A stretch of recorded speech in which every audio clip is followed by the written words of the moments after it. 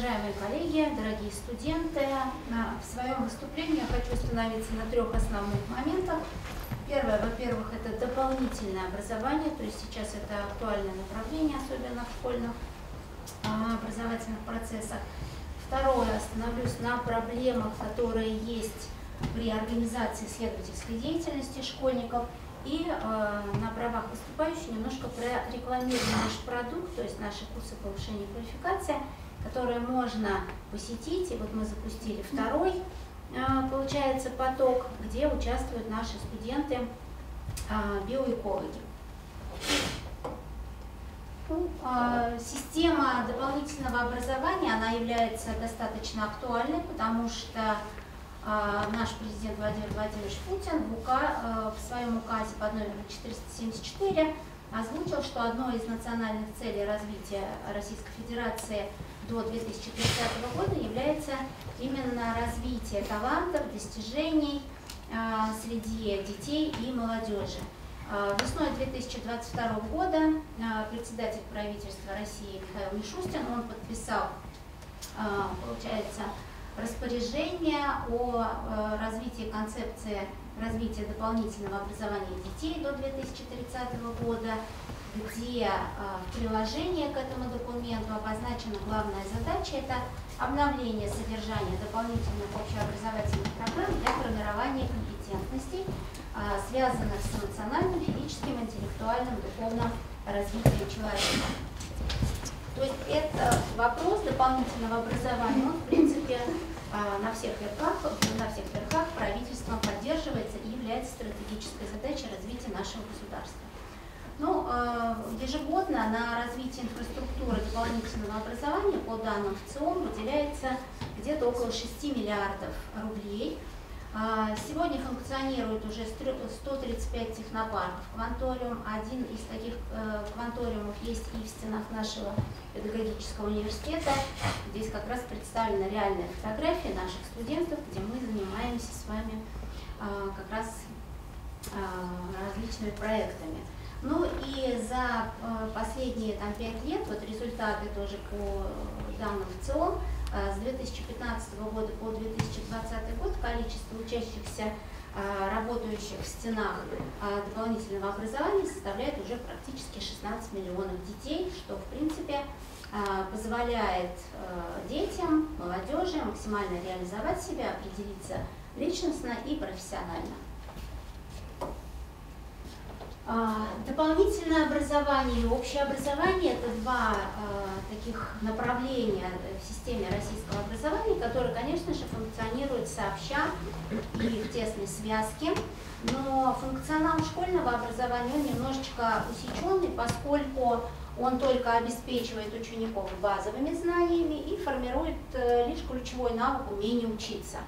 Функционал, получается, дополнительного образования входят такие возможности, как углубить знания и навыки школьников на уровне первой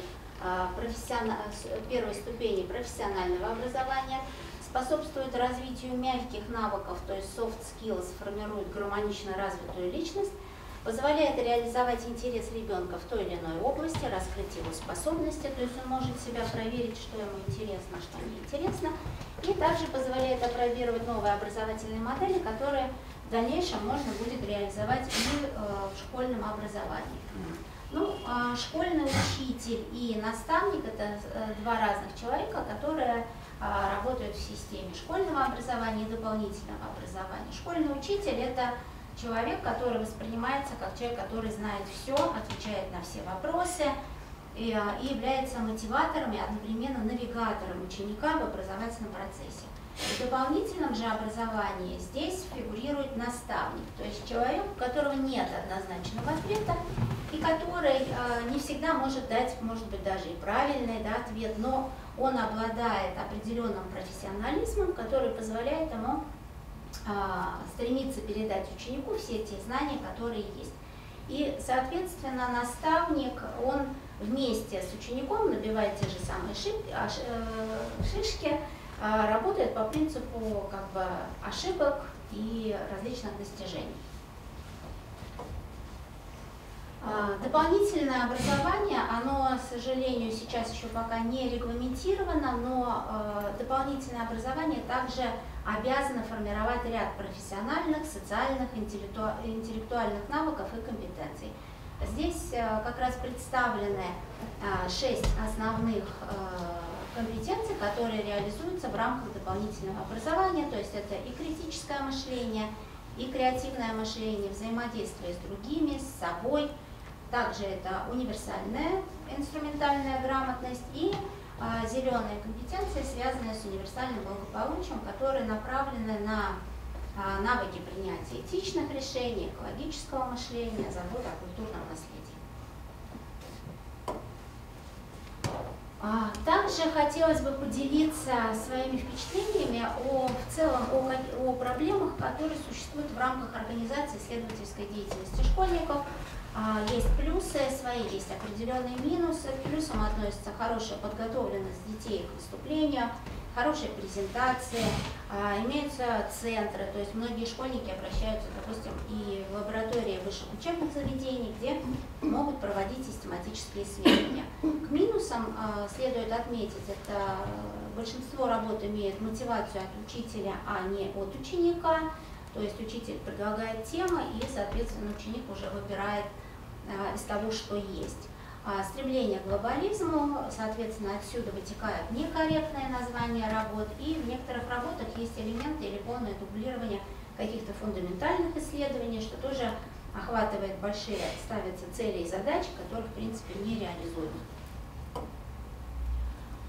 Какие же существуют проблемы в организации научно-исследовательской деятельности?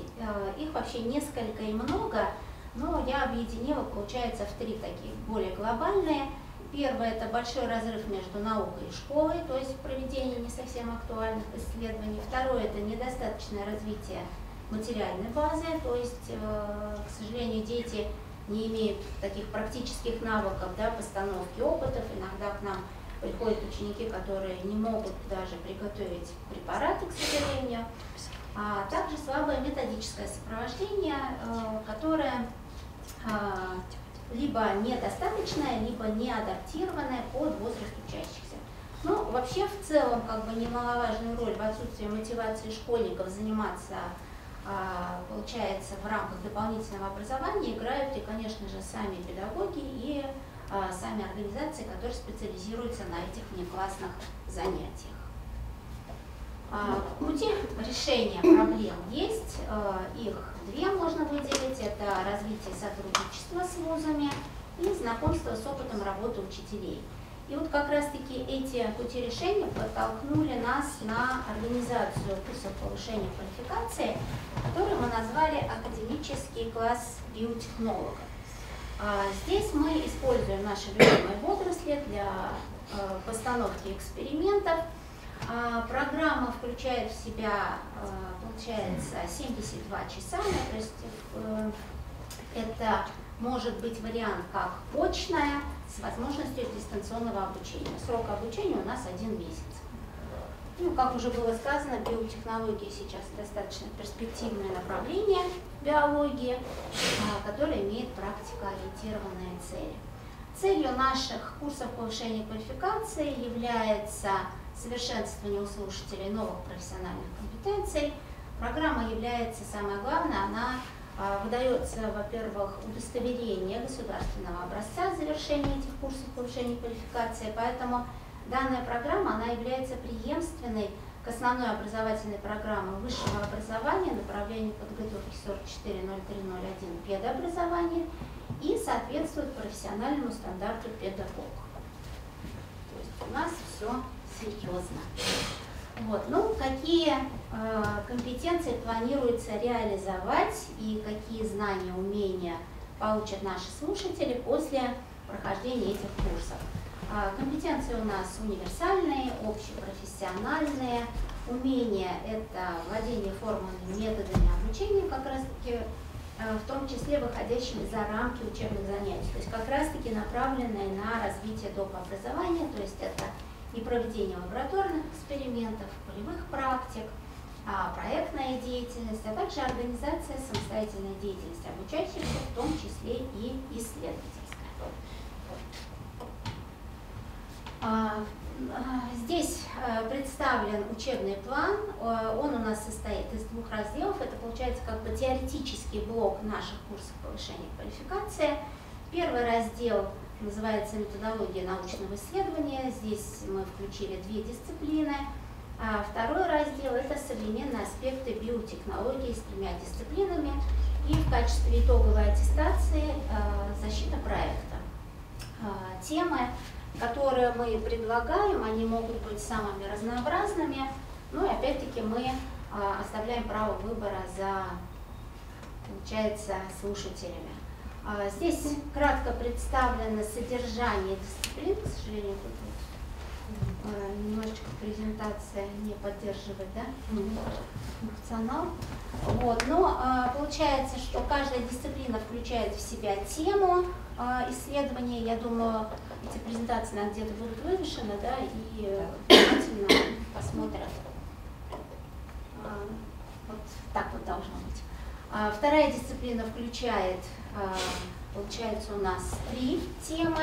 Это и научное исследование как особая форма познавательной деятельности и общая характеристика методов научных исследований, а также апробация оформления результатов исследования, что, в принципе, как раз очень актуально для именно дополнительного образования. Второй раздел называется, как я уже говорила, современные аспекты биотехнологии. Здесь уже 3 дисциплины в первой и второй дисциплине по одной теме, и получается в третьей дисциплине даются 2 темы. Это как раз-таки самые наши ключевые, узловые моменты наших курсов повышения квалификации. Здесь мы даем основные, получается, прописи методов выделения водорослей в культуру, получения альгологически чистых культур. И также есть у нас блок, который ведет Лера Альбертовна, это молекулярно-генетическое изучение зеленых водорослей. Здесь слушатели могут руками, в принципе, освоить метод выделения ДНК, постановку, получается, ПЦР-анализа, могут научиться анализировать полученные результаты полимеразной цепной реакции. Ну и темы, здесь вот показаны примерные темы итоговой аттестационной работы. Здесь реальная фотография наших первых курсов, получается. Первая тема – это использование суспензий зеленых водорослей в организации исследовательской работы, это разработка биопрепаратов на основе микроводорослей и влияние суспензий водорослей цианобактерий на повышение, да, схожести семян и развитие проростков декоративных культур. Культуры водорослей, суспензии водорослей мы берем из своей коллекции BCEC, которая имеет национальное значение для Республики Башкортостан, включает в себя более 2000 видов. Вот. Ну, задачи исследования на примере как раз 3 тем, которые были озвучены ранее, является изучение источников научной литературы о влиянии микроскопических водорослей. Это может даже в задачи входить и определение влияния суспензий водорослей на энергию прорастания и схожесть семян, оценивали влияние суспензий водорослей на развитие проростков овощных культур, сельскохозяйственных культур, ну и также, конечно же, использование методических рекомендаций в организации пришкольной опытной работы. Для курсов повышения квалификации мы предлагаем следующий набор материалов. Это тест-объекты семена культурных растений. Причем мы студентам предлагаем уже готовые списки видов культурных растений. Либо он выбирает эти, либо он там говорит, что ему неинтересно, и он выбирает свои собственные. Суспензии водорослей мы вот выдаем такие баночки для наших экспериментов. Среда Болд у нас выступает в качестве контроля, чтобы нивелировать влияние микро-макроэлементов на рост и развитие исследуемых культур. Чашки Петри, фильтровальная бумага, шприцы и канцелярская линейка для измерения морфометрических показателей наших проростков. Здесь дается пропись среды Болда. Как я уже говорила, среду Болда мы предоставляем слушателям, но если вдруг они захотят приготовить свою, то здесь это не секрет, то есть можно воспользоваться прописью этой питательной среды. Методика эксперимента включает несколько этапов. Семена по 25 штук раскладывают в стерильные чашки Петри в 4 повторностях. Таким образом получается у нас 100 семян, то есть выборка достаточно большая. В опытные чашки добавляют 10 мл суспензии водорослей в контрольную среду плода.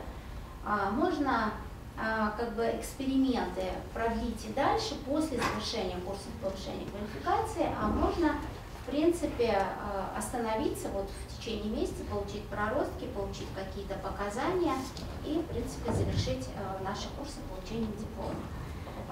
Определяется энергия прорастания на 3-4 сутки, всхожесть мы определяем на 7 сутки, развитие проростков 7 сутки, и уже дальнейшие эксперименты — это когда смотрят, как формируются настоящие листья, формируются бутоны, плоды и так далее.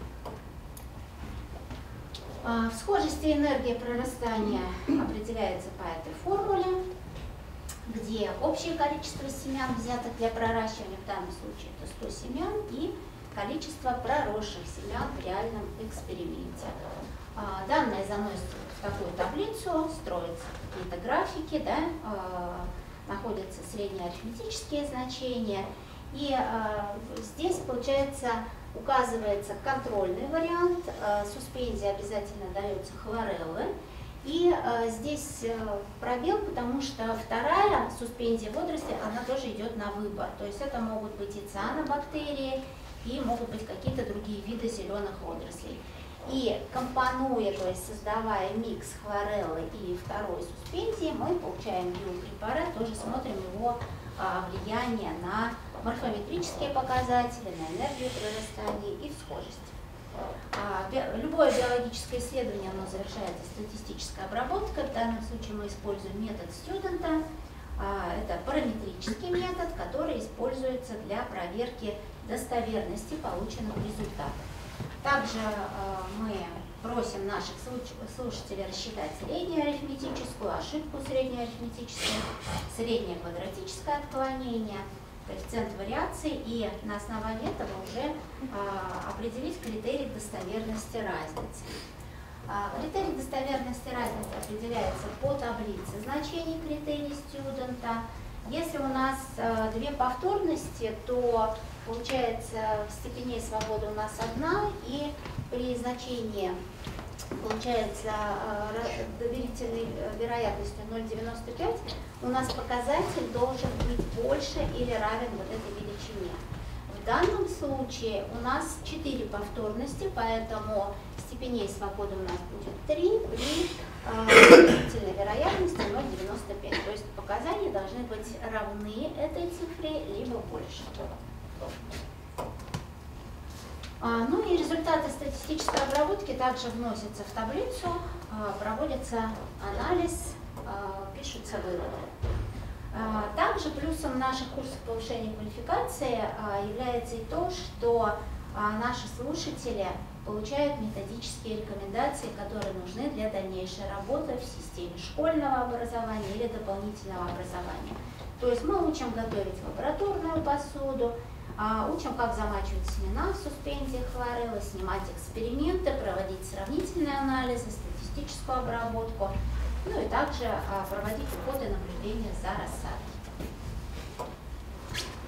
Ну и в конце хотелось бы отметить, что создание условий для качественного обучения – это главная задача современного образования и важное условие повышения качества образования. Школьный учитель, наставник, педагог, тьютор – это преимущественно совмещение 2 функций. И в нашем проекте курсе повышения квалификации мы базировались именно на этих 2 функциях. То есть наши слушатели, проходя эти курсы, в первую очередь должны знать, как правильно, главная задача – донести до ребенка правильно. И вторая функция, которая также реализуется в рамках наших курсов, это функция носителя определенной модели поведения, мотиватора и одновременно навигатора ученика в образовательном мире.